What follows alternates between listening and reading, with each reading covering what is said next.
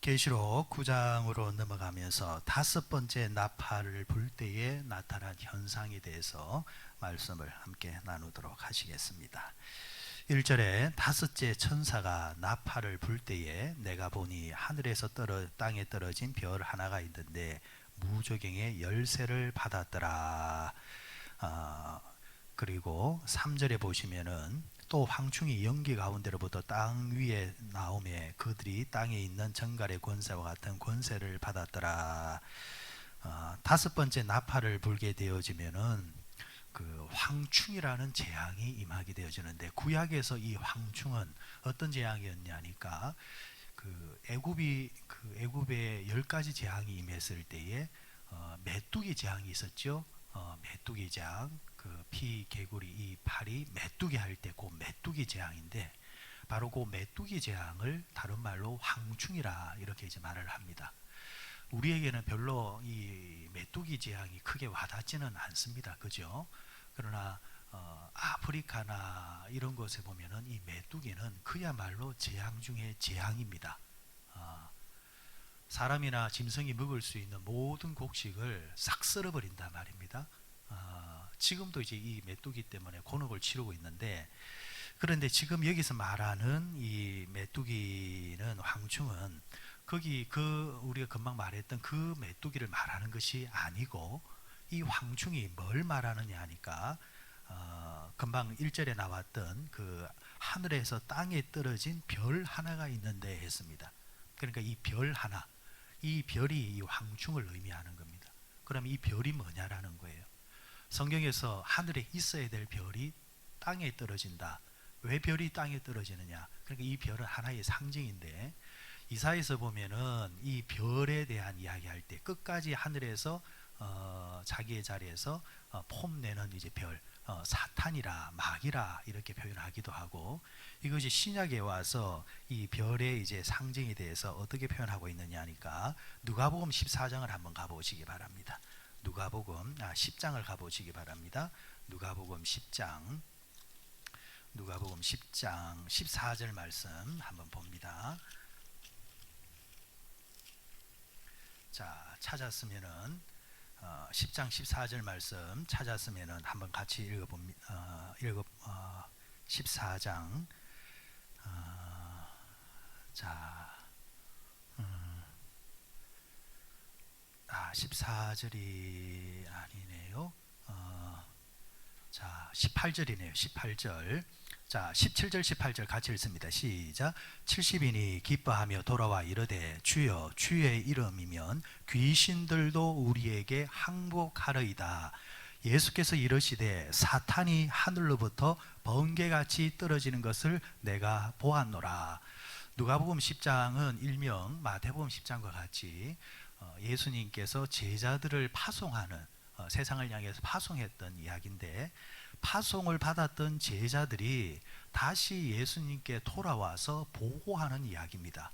그러니까 지금 제자들이 예수님께 어떻게 보고하냐니까, 예수님의 이름으로 우리가 세상에 나가서 복음을 전했는데, 복음을 전하다 보니까 사탄이 하늘에서부터 땅에 떨어지는 것을 우리가 보았습니다. 이렇게 이제 말을 하고 있습니다.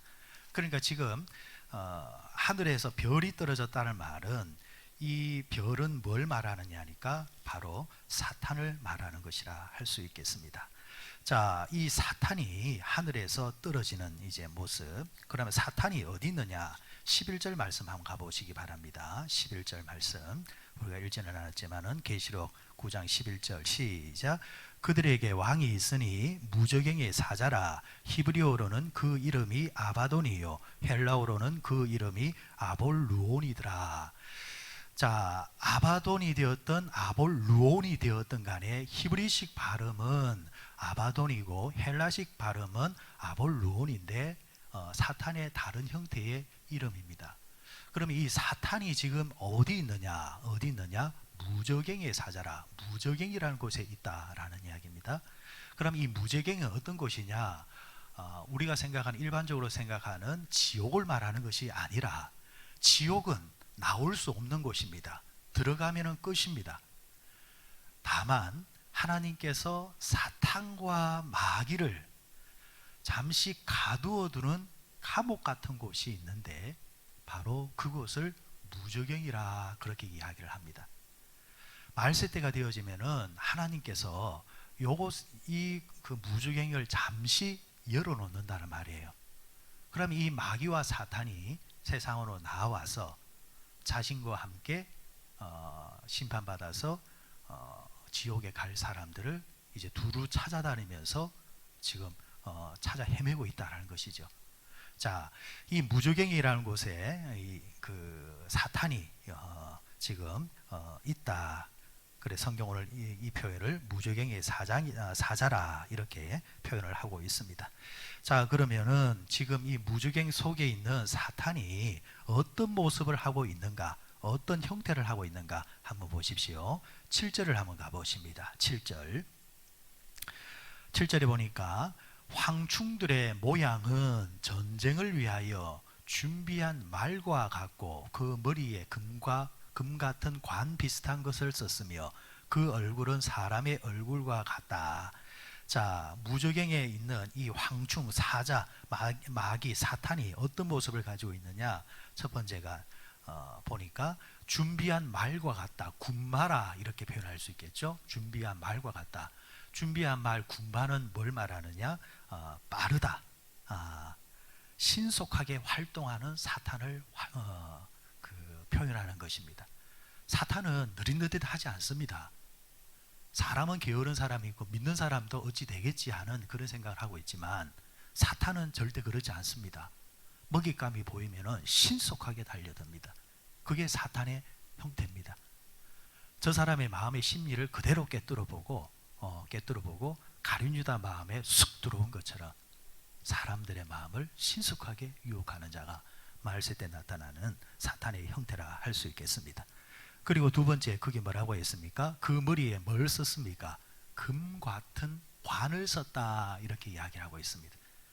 재미난 표현이지만 여러분, 우리나라 이단 사이비 종교들을 보면은 그들이 찍은 사진들을 보면은 하나같이 면류관을 하나씩 쓰고 있는 것이 나와요.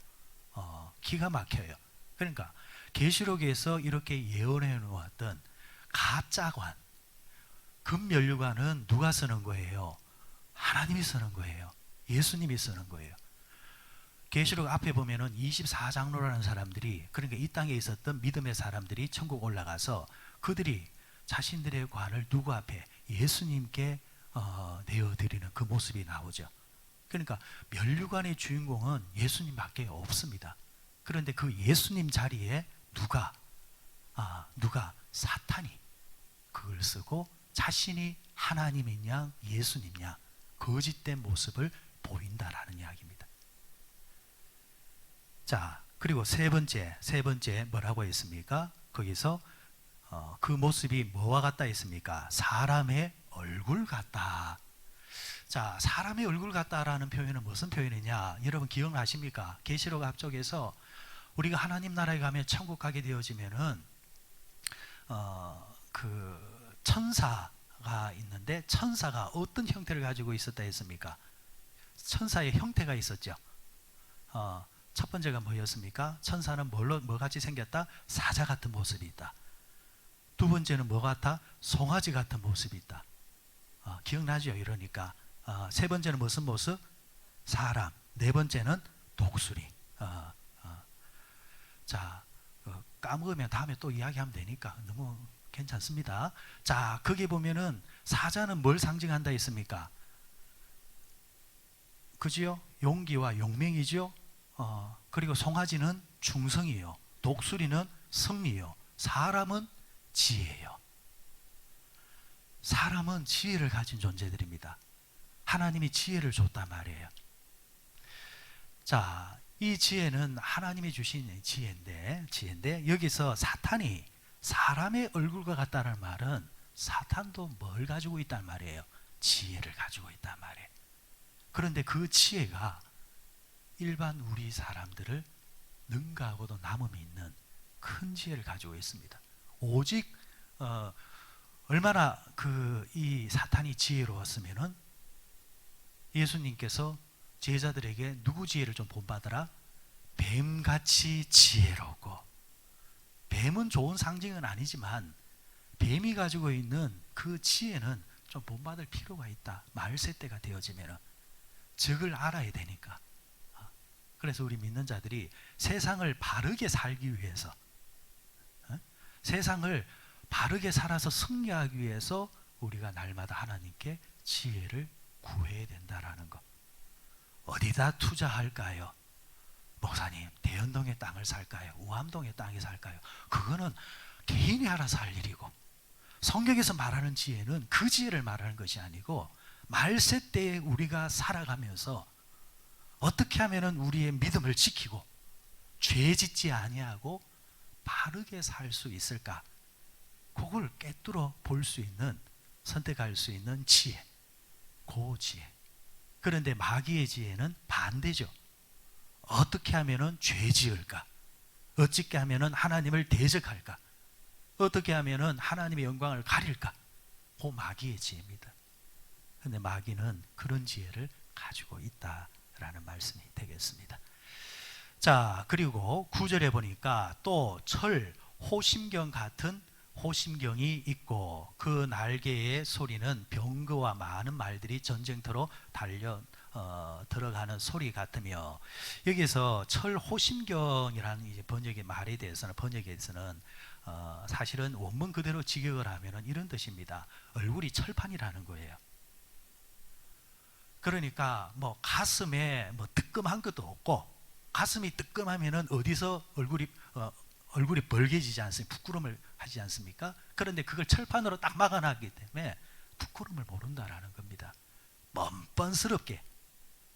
사람은, 보통 사람들은 거짓말을 하면은 순간적으로 뭔가 당혹스럽고 뭔가 좀 그 부자연스러운 행동이 나와요. 그런데 양심에 철판을 깔아놓고 얼굴에 철판을 깔아놓으면은 거짓말도 뻔뻔스럽게 한단 말이에요. 그게 마귀가 그렇단 말이에요. 뻔히 드러날 이야기면서도 전혀 아닌 척 하는, 거기에 특징을 가진 자가 마귀다. 옆에 보니까 그 날개의 소리는 병거와 많은 말들이 전쟁터로 달려가는 소리 같다. 그리고 뒤에 보니까 10절에 또 정갈 같은 꼬리와 쏘는 살이 있어 그 꼬리에는 5달 동안 사람들을 해하는 권세가 있더라. 그들에게 왕이 있으니 무적의 사자라. 여기서 이제 그 꼬리에 그러니까 독이 있다. 그러니까 이 마귀에게 한번 물리고 찔리게 되어지면 치명적입니다. 여러분 생각해 보십시오. 마귀와 이 아담과 하와가 마귀에게 한 번 속혔잖아요. 그런데 그 대가가 어떻게 됩니까? 치명적이잖아요. 나는 괜찮겠지? 아닙니다. 그래서 우리가 항상 근신하여서 깨어 있어야 된다라는 말씀이 되겠습니다. 그리고 하나 놓쳤네요. 8절로 다시 돌아가면은 특히 이제 사탄의 특징 중에 하나가, 황충의 특징 중에 하나가 또 여자의 머리털 같은 머리털이 있고 그 이빨은 사자의 이빨 같다. 전혀 다른 이제 대비인데, 여자의 그 머리털은 다른 말로 말하면은 유혹을 말하는 겁니다. 유혹. 여러분 한번 생각해 보십시오. 하와가 동산 중앙에 있는 선악과를 이제 보았어요. 그러면은 마귀는 지혜가 있다 했죠. 그럼 뭘 꿰뚫어 보고 있었느냐? 마귀는 평상시에 하와가 이 선악과에 대해서 관심이 있다는 것을 이미 알고 그 약점을 가지고 하와에게 접근한 거죠. 그래, 사람마다 약점이 다 다르다라는 거예요. 자, 그러면은 사람에게서 가장 약점이 뭘까?